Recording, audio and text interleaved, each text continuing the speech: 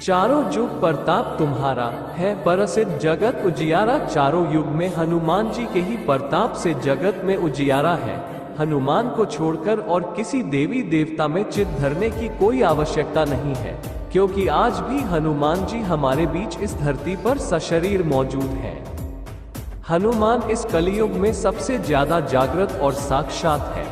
कलयुग में हनुमान की भक्ति ही लोगों को दुख और संकट से बचाने में सक्षम है। बहुत से लोग किसी बाबा, देवी देवता, ज्योतिष और तांत्रिकों के चक्कर में भटकते रहते हैं, क्योंकि वे हनुमान की भक्ति शक्ति को नहीं पहचानते। ऐसे भटके हुए लोगों का राम ही भला करे। आजो जानते हैं कि हनुमान जी कहाँ कहाँ उपस्थित है। 1. जहाँ राम कथा वहाँ हनुमान जी, यत्र यत्र रघुनाथ कीर्तन तत्र कृतमस्तकांजलि। वाष्पवारी परिपूर्ण लोचन मारुति नमत राक्षसांतक।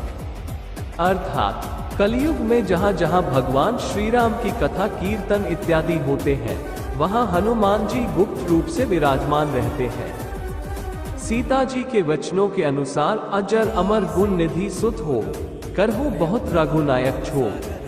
यदि मनुष्य पूर्ण श्रद्धा और विश्वास से इनका आश्रय ग्रहण कर ले तो फिर तुलसीदास जी की भांति उसे भी हनुमान और राम दर्शन होने में देर नहीं लगती। 2. चित्रकूट के घाट पर हनुमान जी 6ठी सदी के महान संत कवि तुलसीदास जी को हनुमान जी की कृपा से ही राम जी के दर्शन प्राप्त हुए। कथा है कि हनुमान जी ने तुलसीदास जी से कहा था कि राम और लक्ष्मण चित्रकूट नियमित आते रहते हैं, मैं वृक्ष पर तोता बनकर बैठा रहूंगा। जब राम और लक्ष्मण आएंगे मैं आपको संकेत दे दूंगा।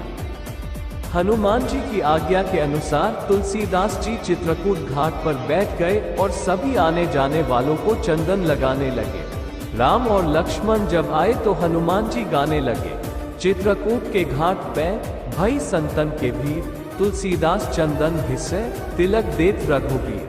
हनुमान के यह वचन सुनते ही तुलसीदास प्रभु राम और लक्ष्मण को निहारने लगे। इस प्रकार तुलसीदास जी को राम जी के दर्शन हुए। 3. गंधमादन पर्वत पर हनुमान जी कलयुग में गंधमादन पर्वत पर निवास करते हैं, ऐसा श्रीमद् भागवत में वर्णन आता है। उल्लेखनीय है कि अपने अज्ञातवास के समय हिमवंत पार करके पांडव गंधमादन के पास पहुंचे थे। एक बार भीम सहस्रदल कमल लेने के लिए गंधमादन पर्वत के वन में पहुंच गए थे, जहां उन्होंने हनुमान को लेटे देखा और फिर हनुमान ने भीम का घमंड चूर कर दिया था। गंधमादन में ऋषि, सिद्ध, चारण, विद्याधर, देवता, गंधर्व, अप्सराएं और किन्नर निवास करते हैं। वे सब यहाँ निर्भीक विचरण करते हैं। हिमालय के कैलाश पर्वत के उत्तर में दक्षिण में केदार पर्वत है स्थित गंधमादन पर्वत की। ये पर्वत कुबेर के राज्य क्षेत्र में था। सुमेरु पर्वत की चारों दिशाओं में स्थित गजरन पर्वतों में से एक को उस काल में गंधमादन पर्वत कहा जाता था। आज ये क्षेत्र तिब्बत के इलाके में है। पुराणों के अनुसार जम्बूद्वीप के इलावृत खंड और भद्राश्व खंड के बीच में गंधमादन पर्वत कहा गया है, जो अपने सुगंधित वनों के लिए प्रसिद्ध था। 4. श्रीलंका में हनुमान सेतु एशिया नामक एक वेबसाइट ने दावा किया है कि श्रीलंका के जंगलों में एक आदिवासी समूह से हनुमान जी प्रत्येक 41 साल बाद मिलने आते हैं। सेतु के शोधानुसार श्रीलंका के जंगलों में एक ऐसा कबीलाई समूह रहता है जो कि पूर्णतः बाहरी समाज से कटा हुआ है। इसका संबंध मातंग समाज से है, जो आज भी अपने मूल रूप में है। उनका रहन सहन और पहनावा भी अलग है। उनकी भाषा भी प्रचलित भाषा से अलग है। ये समूह पिदुरुथालागाला पर्वत की तलहटी में स्थित एक छोटे से गांव नुवारा में है।